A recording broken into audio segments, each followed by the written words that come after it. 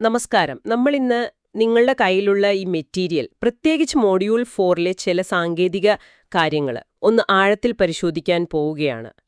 തയ്യാറാണോ? നമസ്കാരം. തീർച്ചയായും. നമ്മളിന്ന് വായുവിലെ ശബ്ദത്തിന്റെ അനുരണനം മുതൽ ക്ലോക്കുകളുടെ പിന്നിലെ ആ ഒരു കൃത്യത, പിന്നെ ഫോട്ടോ കോപ്പിയർ എങ്ങനെ പ്രവർത്തിക്കുന്നു എന്നതൊക്കെ നോക്കും. ഒറ്റനോട്ടത്തിൽ ചിലപ്പോൾ ഇതൊക്കെ കുറച്ച് സങ്കീർണമായി തോന്നാം. പക്ഷെ പേടിക്കേണ്ട, ഇതിലെ ശാസ്ത്രീയ ആശയങ്ങൾ നമുക്ക് ലളിതമായി ചർച്ച ചെയ്യാം.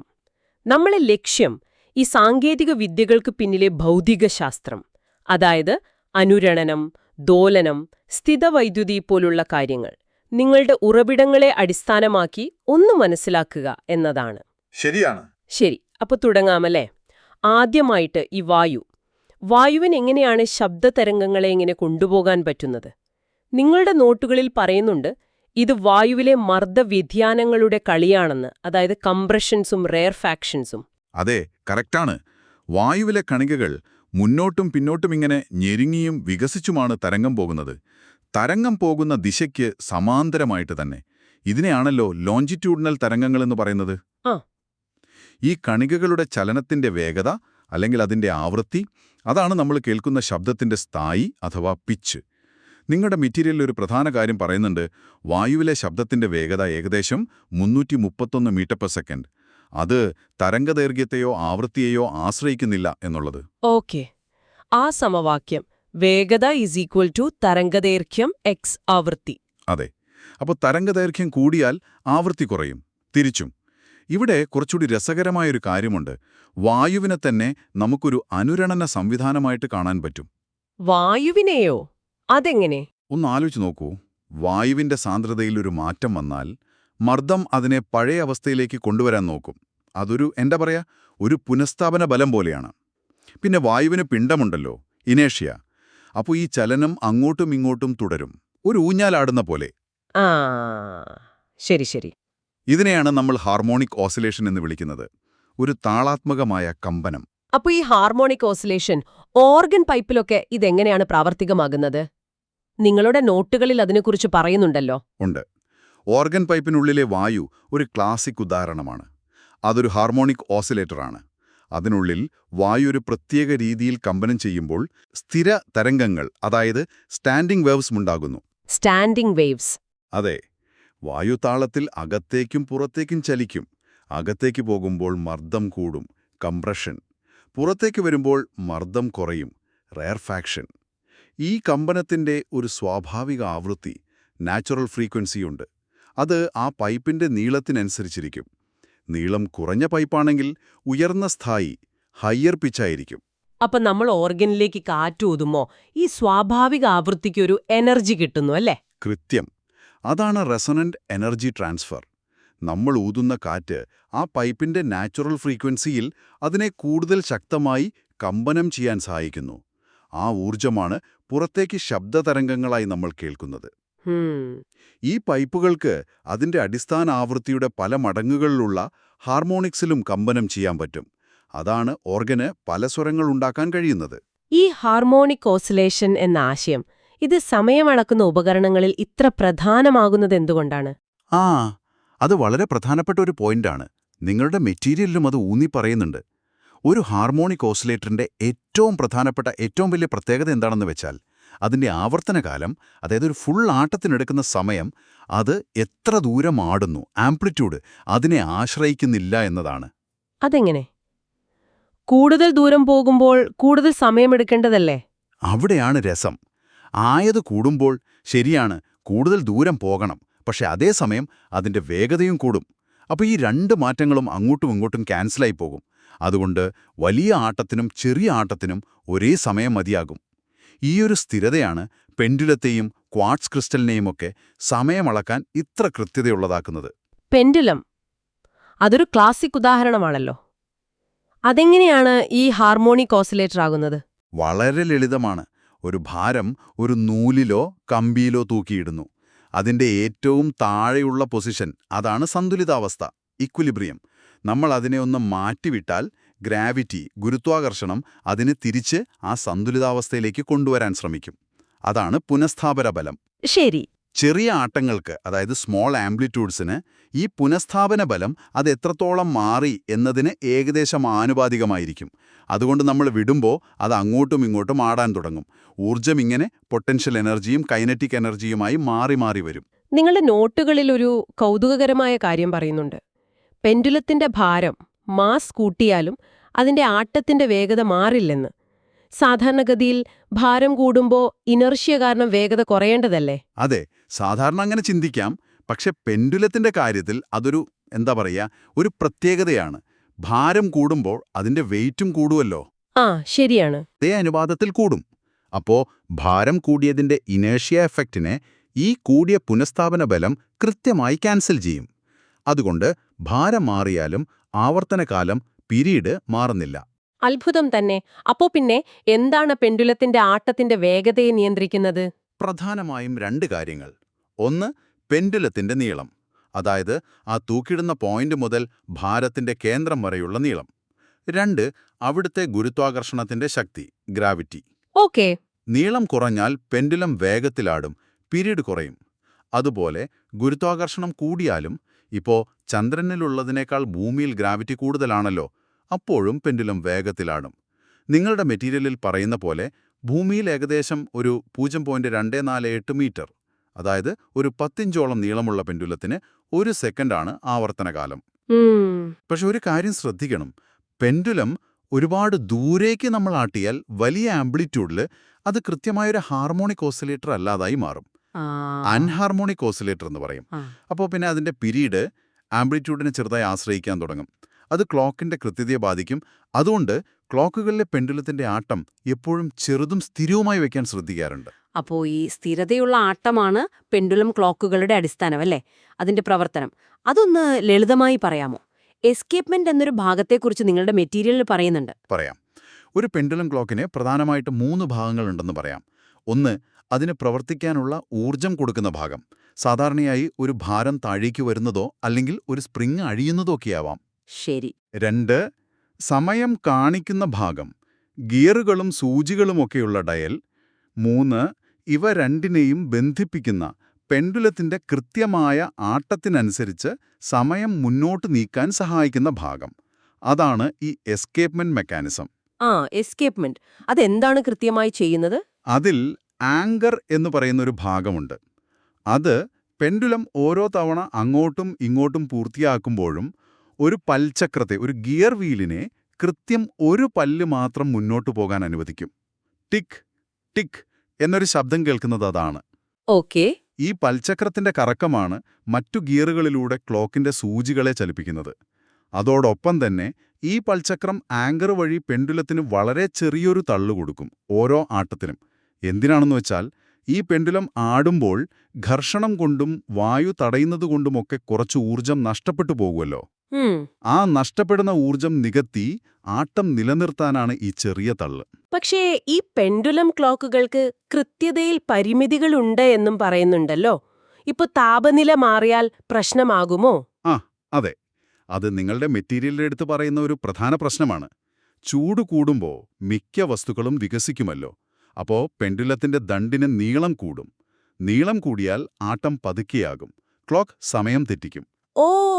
ഇത് പരിഹരിക്കാൻ വളരെ കൃത്യതയുള്ള ക്ലോക്കുകളിലൊക്കെ താപനില മാറിയാലും നീളം ഏകദേശം സ്ഥിരമായി നിൽക്കുന്ന തരം പ്രത്യേക ലോഹങ്ങൾ കൊണ്ടുള്ള പെൻഡുലങ്ങൾ ഉപയോഗിക്കാറുണ്ട്.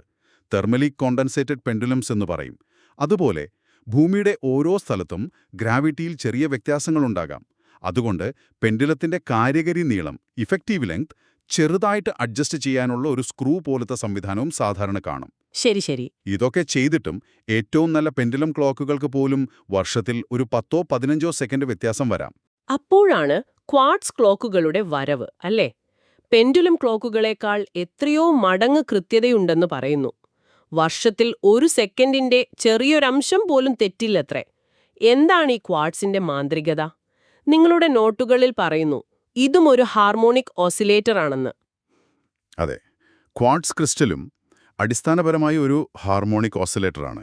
പക്ഷേ പെൻഡുലവുമായി താരതമ്യം ചെയ്യുമ്പോൾ വലിയ വ്യത്യാസങ്ങളുണ്ട്. ക്വാർട്സ് എന്ന് പറയുന്നത് വളരെ കട്ടിയുള്ള, സ്റ്റിഫായിട്ടുള്ളൊരു മെറ്റീരിയലാണ്. അതുകൊണ്ട് അതിൻ്റെ പുനഃസ്ഥാപന ബലം വളരെ കൂടുതലാണ്. ഓക്കേ. അത് കാരണം അതിന്റെ ആവർത്തനകാലം വളരെ വളരെ ചെറുതാണ്. അതായത് അത് അതിവേഗത്തിൽ കമ്പനം ചെയ്യും, വൈബ്രേറ്റ് ചെയ്യും. സെക്കൻഡിൽ 10,000-കണക്കിന്, ലക്ഷക്കണക്കിന് തവണയൊക്കെ. അതുകൊണ്ട് നമ്മൾ ദോലനം എന്നതിനേക്കാൾ കമ്പനം, വൈബ്രേഷൻ എന്നാണ് സാധാരണ പറയുക. ഈ അതിവേഗത്തിലുള്ള കമ്പനം എങ്ങനെയാണ് ക്ലോക്കിന് ഇത്ര കൃത്യത നൽകുന്നത്? പല കാരണങ്ങളുണ്ട്. ഒന്ന്, നേരത്തെ പറഞ്ഞ പോലെ പെൻഡുലം പോലെ തന്നെ ക്വാർട്സിന്റെയും ഈ കമ്പനകാലം അതിന്റെ ആയതിയെ, ആംപ്ലിറ്റ്യൂഡിനെ ആശ്രയിക്കുന്നില്ല. 2, ഇതിന് ഊർജം നഷ്ടപ്പെടുന്നത് വളരെ പതുക്കെയാണ്. അതായത് അതിന്റെ ക്വാളിറ്റി ഫാക്ടർ, ക്യൂ ഫാക്ടർ വളരെ കൂടുതലാണ്. മൂന്നാമതായി, നിങ്ങളുടെ മെറ്റീരിയൽ സൂചിപ്പിക്കുന്നത് പോലെ ക്വാർട്സിന് താപനില മാറുമ്പോഴുള്ള വികാസം, തെർമൽ എക്സ്പാൻഷൻ വളരെ കുറവാണ്. ഈ ഘടകങ്ങളെല്ലാം ചേരുമ്പോൾ ക്വാർട്സ് ക്രിസ്റ്റലിന്റെ കമ്പനാവൃത്തി അവിശ്വസനീയമാംവിധം സ്ഥിരതയുള്ള ഒന്നായി മാറുന്നു. അപ്പോൾ ഈ അതിവേഗത്തിലുള്ള വളരെ ചെറിയ കമ്പനങ്ങളെ എങ്ങനെയാണ് ക്ലോക്ക് തിരിച്ചറിഞ്ഞ് സമയം കണക്കാക്കുന്നത്? ഇലക്ട്രോണിക്സ് ഒക്കെ എങ്ങനെയാണ് ഇതിൽ വരുന്നത്? പീസോ ഇലക്ട്രിക് എന്നൊരു വാക്ക് നിങ്ങളുടെ നോട്ടുകളിൽ കണ്ടു. അതെ, അതാണ് ക്വാർട്സ് ക്ലോക്കിന്റെ പ്രവർത്തനത്തിന്റെ ഒരു പ്രധാന ഭാഗം. ക്വാർട്സ് ഒരു പീസോ ഇലക്ട്രിക് പദാർത്ഥമാണ്. അതിനർത്ഥം നമ്മൾ അതിനെയൊന്ന് ഞെക്കിയാൽ, ഒരു മെക്കാനിക്കൽ സ്ട്രെസ് കൊടുത്താൽ അത് ചെറിയൊരു ഇലക്ട്രിക്കൽ വോൾട്ടേജ് ഉണ്ടാക്കും. തിരിച്ച് നമ്മൾ അതിലേക്കൊരു ഇലക്ട്രിക് വോൾട്ടേജ് കൊടുത്താൽ അത് ചെറുതായി ഒന്ന് വിറയ്ക്കും, അല്ലെങ്കിൽ അതിന്റെ രൂപത്തിനൊരു മാറ്റം വരും. ഓ, അങ്ങനെയാണോ?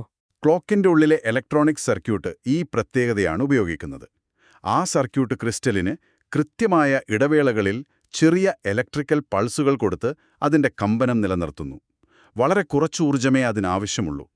ക്രിസ്റ്റൽ കമ്പനം ചെയ്യുമ്പോൾ അത് തിരിച്ചു പീസോ ഇലക്ട്രിക് എഫക്റ്റ് വഴി ഇലക്ട്രിക്കൽ സിഗ്നലുകൾ ഉണ്ടാക്കും. ഈ സിഗ്നലുകളെയാണ് ഇലക്ട്രോണിക് സർക്യൂട്ട് എണ്ണുന്നത്. ഈ എണ്ണുന്ന കാര്യം പറഞ്ഞപ്പോ നിങ്ങളുടെ നോട്ടുകളിൽ ഒരു പ്രത്യേക സംഖ്യ പറയുന്നുണ്ടല്ലോ, സെക്കൻഡിൽ 32,768 തവണ എന്ന്. അതെങ്ങനെയാണ് അത്ര കൃത്യമായ ആ ഫ്രീക്വൻസി കിട്ടുന്നത്? അത് വളരെ രസകരമായ ഒരു നിർമ്മാണ പ്രക്രിയയാണ്. നമ്മൾ സംഗീതോപകരണങ്ങളൊക്കെ ട്യൂൺ ചെയ്യില്ലേ, അതുപോലെ ഈ ക്വാർട്സ് ക്രിസ്റ്റലുകളെയും വളരെ കൃത്യമായ ആവൃത്തി കിട്ടാൻ വേണ്ടി ശ്രദ്ധയോടെ മുറിച്ചെടുത്ത് മിനുസപ്പെടുത്തും. സാധാരണയായി ഒരു ചെറിയ ട്യൂണിംഗ് ഫോർക്കിന്റെ ആകൃതിയിലൊക്കെയാണ് ഇതുണ്ടാക്കുക. എന്നിട്ട് അതിന്റെ ഫ്രീക്വൻസി അളന്നു നോക്കും. ചിലപ്പോൾ അത് വേണ്ടതിനേക്കാൾ അല്പം കുറവായിരിക്കും. അപ്പോൾ ലേസർ ബീം ഉപയോഗിച്ച് അതിന്റെ അറ്റത്ത് നിന്ന് വളരെ ചെറിയ അളവിൽ മെറ്റീരിയൽ ബാഷ്പീകരിച്ച് കളയും. ലേസർ വെച്ചോ? അതെ. അങ്ങനെ അതിന്റെ പിണ്ഡം കുറയ്ക്കുമ്പോൾ അതിന്റെ സ്വാഭാവിക ആവൃത്തി കൂടും. ഇങ്ങനെ വളരെ സൂക്ഷ്മമായി ട്യൂൺ ചെയ്താണ് സെക്കൻഡിൽ കൃത്യം 32,768, അതായത് 2^15 കമ്പനങ്ങളെന്ന ആവൃത്തിയിലേക്ക് എത്തിക്കുന്നത്. ഈ 2ന്റെ പവറായിട്ടുള്ള സംഖ്യ ഇലക്ട്രോണിക് സർക്യൂട്ടുകൾക്ക് എളുപ്പത്തിൽ പകുതിയാക്കി സെക്കൻഡുകൾ ഉണ്ടാക്കിയെടുക്കാൻ സൗകര്യമാണ്. അവിശ്വസനീയം. ശരിക്കും മൈക്രോസ്കോപ്പിക് തലത്തിലുള്ള എഞ്ചിനീയറിംഗ് ആണല്ലേ? സമയമളക്കുന്ന ഈ സൂക്ഷ്മമായ ലോകത്തുനിന്ന് നമുക്കിനി ഓഫീസുകളിലും കടകളിലുമൊക്കെ സ്ഥിരം കാണുന്ന, എന്നാൽ അത്രയൊന്നും നമ്മൾ ശ്രദ്ധിക്കാത്ത ഒരു ഉപകരണത്തിലേക്ക് വരാം: ഫോട്ടോകോപ്പിയർ. നിങ്ങളുടെ മെറ്റീരിയലിലെ സീറോഗ്രാഫി എന്ന ഭാഗം വായിച്ചപ്പോൾ കൗതുകം തോന്നി. സ്ഥിതവൈദ്യുതിയും പ്രകാശവുമൊക്കെ ഉപയോഗിച്ച് എങ്ങനെയാണ് ഒരു കടലാസിൽ കോപ്പിയുണ്ടാക്കുന്നത്? അതെ, സീറോഗ്രാഫി ഗ്രീക്ക് ഭാഷയിൽ വരണ്ട എഴുത്ത് എന്നൊക്കെ അർത്ഥം വരും. ചെസ്റ്റർ കാൾസൺ കണ്ടുപിടിച്ച ഈ പ്രക്രിയ ശരിക്കും ബുദ്ധിപരമാണ്. ഇതിലെ പ്രധാന താരം ഒരു ഫോട്ടോ കണ്ടക്ടറാണ്. സാധാരണയായി ഒരു ഡ്രമ്മിന്റെ രൂപത്തിലായിരിക്കും ഇത്. ഫോട്ടോ കണ്ടക്ടർ, അതായത് പ്രകാശമില്ലെങ്കിൽ അതൊരു ഇൻസുലേറ്ററാണ്. വൈദ്യുതി കടത്തിവിടില്ല. പക്ഷേ അതിന്റെ മുകളിൽ പ്രകാശം വീണാൽ ആ ഭാഗം മാത്രം ഒരു കണ്ടക്ടറായി മാറും, വൈദ്യുതി കടത്തിവിടും. ഈ ഒരു പ്രത്യേക സ്വഭാവമാണ് കോപ്പിയെടുക്കാൻ മുഴുവനായും ഉപയോഗിക്കുന്നത്. കൊള്ളാം. അപ്പോ അതെങ്ങനെയാണ് സ്റ്റെപ്പ് ബൈ സ്റ്റെപ്പായി പ്രവർത്തിക്കുന്നത്? നിങ്ങളുടെ നോട്ടുകളിൽ കുറെ ഘടകങ്ങൾ പറയുന്നുണ്ടല്ലോ: ചാർജിംഗ്, എക്സ്പോഷർ, ഡെവലപ്മെന്റ്. അതൊക്കെ എന്താണ്? നമുക്ക് ഓരോന്നായി നോക്കാം. ഈ പറയുന്ന കാര്യങ്ങളെല്ലാം മെഷീനിന്റെ ഉള്ളിൽ ഇരുട്ടിലാണ് നടക്കുന്നത്. 1. ചാർജിംഗ്. ആദ്യം ആ ഫോട്ടോ കണ്ടക്ടർ ഡ്രമ്മിന്റെ പ്രതലത്തിൽ മുഴുവനായി നെഗറ്റീവ് സ്ഥിതവൈദ്യുത ചാർജ് ഒരുപോലെ പൂശുന്നു. അതിന് കൊറോണ വയർ എന്നൊരു സംവിധാനം ഉപയോഗിക്കും. ഉയർന്ന വോൾട്ടേജുള്ള ഒരു നേർത്ത കമ്പിയിൽ നിന്ന് ചാർജുള്ള കണികകൾ ഡ്രമ്മിലേക്ക് സ്പ്രേ ചെയ്യുകയാണ്. ഈ നെഗറ്റീവ് ചാർജ് ഡ്രമ്മിന്റെ താഴെയുള്ള ലോഹഭാഗത്ത് തത്തുല്യമായ പോസിറ്റീവ് പ്ലസ് ചാർജിനെ ആകർഷിച്ചു നിർത്തും, ഇൻഡക്ഷൻ വഴി ചാർജ് ചെയ്യുന്നത് പോലെ. അപ്പോൾ ഡ്രമ്മിന്റെ പ്രതലത്തിൽ ഒരു നെഗറ്റീവ് ചാർജ് പാളിയുണ്ട്. ഓക്കേ, ഡ്രം ചാർജായി. 2. എക്സ്പോഷർ. അടുത്തതായി നമ്മൾ കോപ്പിയെടുക്കാൻ വെച്ച ഒറിജിനൽ ഡോക്യുമെന്റിന്റെ ഒരു ചിത്രം ലെൻസുകളിലൂടെ ഈ ചാർജ് ചെയ്ത ഡ്രമ്മിലേക്ക് ഫോക്കസ് ചെയ്യിക്കുന്നു. ഒറിജിനലിലെ വെളുത്ത ഭാഗങ്ങളുണ്ടാവുമല്ലോ, കടലാസിന്റെ ഭാഗം. അവിടെ നിന്നുള്ള പ്രകാശം ഡ്രമ്മിൽ തട്ടുമ്പോൾ എന്ത് സംഭവിക്കും? ആ ഭാഗം കണ്ടക്ടറാകും. അതെ, ആ ഭാഗം കണ്ടക്ടറാകുമ്പോൾ അവിടത്തെ നെഗറ്റീവ് ചാർജ് താഴെയുള്ള പോസിറ്റീവ് ചാർജുമായി ചേർന്ന് ന്യൂട്രലായി പോകും. എന്നാൽ ഒറിജിനലിലെ കറുത്ത ഭാഗങ്ങൾ, അതായത് അക്ഷരങ്ങളോ ചിത്രങ്ങളോ ഉള്ള ഭാഗം, അവിടെ പ്രകാശം തട്ടുന്നില്ല. അതുകൊണ്ട് ആ ഭാഗങ്ങൾ ഇൻസുലേറ്ററായി തന്നെ ഇരിക്കും. അവിടുത്തെ നെഗറ്റീവ് ചാർജ് അവിടെ തന്നെ നിലനിൽക്കും. ഇപ്പോൾ ഡ്രമ്മിൽ അക്ഷരങ്ങളുടെ രൂപത്തിൽ ഒരു ചാർജ് ചിത്രം, ഒരു ചാർജ് ഇമേജ് രൂപപ്പെട്ടു. ഓക്കേ, മനസ്സിലായി. അപ്പോ ഡ്രമ്മിൽ ഇപ്പോ അക്ഷരങ്ങളുള്ള ഭാഗത്ത് മാത്രം നെഗറ്റീവ് ചാർജ് ഉണ്ട്. ഇനി ടോണർ എന്ന കറുത്ത പൊടി അതെങ്ങനെയാണ് വരുന്നത്? അതാണ് അടുത്ത ഘട്ടം. 4. ട്രാൻസ്ഫർ. ഒരു പുതിയ പേപ്പർ ഈ ഡ്രമ്മിനോട് ചേർത്ത് കൊണ്ടുവരും. എന്നിട്ട് ആ പേപ്പറിന്റെ പുറകുവശത്ത് ഡ്രമ്മിൽ കൊടുത്തതിനേക്കാൾ ശക്തമായ ഒരു നെഗറ്റീവ് ചാർജ് സ്പ്രേ ചെയ്യും. ഈ ശക്തമായ നെഗറ്റീവ് ചാർജ് ഡ്രമ്മിലിരിക്കുന്ന പോസിറ്റീവ് പ്ലസ് ടോണറിനെ അതിലേക്ക് ശക്തിയായി ആകർഷിക്കും. അങ്ങനെ ടോണർ ചിത്രം ഡ്രമ്മിൽ നിന്ന് പേപ്പറിലേക്ക് ചാടും. കൊള്ളാം. അപ്പൊ ചിത്രം പേപ്പറിലായി. പക്ഷെ അതവിടെ ഒട്ടിയിരിക്കില്ലല്ലോ, വെറും പൊടിയല്ലേ? ശരിയാണ്. അതാണ് അവസാന ഘട്ടം, ഫ്യൂസിംഗ്. ടോണർ ഇപ്പോൾ പേപ്പറിൽ വെറുതെ പറ്റിയിരിക്കുകയാണ്. കൈകൊണ്ട് തട്ടിയാൽ പോകും. അത് സ്ഥിരമാക്കാൻ ഈ പേപ്പറിനെ നല്ല ചൂടുള്ള 2 റോളറുകൾക്കിടയിലൂടെ അമർത്തി കടത്തിവിടും. ആ ചൂടും മർദ്ദവും കാരണം പ്ലാസ്റ്റിക് ടോണർ ചെറുതായി ഉരുകി പേപ്പറിന്റെ നാരുകളിലേക്കിറങ്ങി അവിടെ സ്ഥിരമായി ഒട്ടിപ്പിടിക്കും, ഫ്യൂസാവും. അതുകൊണ്ടാണ് ഫോട്ടോകോപ്പി എടുത്തുടനെ പേപ്പറിനൊരു ചെറിയ ചൂടുണ്ടാവുന്നത്. അതാണ് കാര്യം. അതെ. ഈ ഫ്യൂസിംഗ് കഴിഞ്ഞാൽ കോപ്പി റെഡി. അതിനുശേഷം ഡ്രമ്മിലെ ബാക്കി ടോണറും ചാർജുമൊക്കെ നീക്കം ചെയ്ത് അടുത്ത കോപ്പിക്കായി ഡ്രം തയ്യാറാക്കുന്നു. ഇത്രയും കാര്യങ്ങൾ ഒരു ഫോട്ടോകോപ്പിയറിനുള്ളിൽ വളരെ വേഗത്തിൽ നടക്കുന്നുണ്ട്. അപ്പോ നിങ്ങളുടെ ഈ മൊഡ്യൂൾ 4 മെറ്റീരിയലിൽ നിന്ന് നമ്മളിന്ന് ഒരുപാട് കാര്യങ്ങൾ മനസ്സിലാക്കി. ശബ്ദത്തിന്റെ അനുരണനം, എങ്ങനെയാണ് ഓർഗൻ പൈപ്പിലൊക്കെ മനോഹരമായ സംഗീതമുണ്ടാക്കുന്നത്, പെൻഡുലവും കോർഡ്സും എങ്ങനെയാണ് ഈ ഹാർമോണിക്സ് ഓസിലേഷൻ എന്ന തത്വം ഉപയോഗിച്ച് സമയം ഇത്ര കൃത്യമായി അളക്കുന്നത്, പിന്നെ ഈ സ്ഥിതവൈദ്യുതിയും പ്രകാശത്തിന്റെ പ്രത്യേക സ്വഭാവവുമൊക്കെ ഉപയോഗിച്ച് ഫോട്ടോകോപ്പിയർ എത്ര ബുദ്ധിപരമായാണ് ഒരു ചിത്രം അതേപടി പകർത്തുന്നത് എന്നുമൊക്കെ നമ്മൾ കണ്ടു. തീർച്ചയായും. ഒറ്റനോട്ടത്തിൽ ഒരു ബന്ധവുമില്ലെന്ന് തോന്നുന്ന ഈ ഉപകരണങ്ങളെല്ലാം, ഇവയുടെയൊക്കെ പിന്നിൽ ഭൗതികശാസ്ത്രത്തിലെ ദോലനം, അനുരണനം, വൈദ്യുത കാന്തികത, പ്രകാശത്തിന്റെ സ്വഭാവങ്ങൾ തുടങ്ങിയ അടിസ്ഥാന തത്വങ്ങൾ എത്ര ഭംഗിയായാണ് ഉപയോഗിച്ചിരിക്കുന്നത് എന്നത് ശരിക്കും അത്ഭുതകരം തന്നെയാണല്ലേ? നിങ്ങളുടെ മെറ്റീരിയലുകളിൽ വിവരിക്കുന്ന ഈ ആശയങ്ങളൊക്കെ പ്രായോഗിക തലത്തിൽ കൊണ്ടുവരാൻ മനുഷ്യൻ കാണിച്ച ആ ഒരു വൈദഗ്ധ്യം, അത് അപാരം തന്നെ. ഈ വിശദമായ ചർച്ചയ്ക്ക് ഒരുപാട് നന്ദി.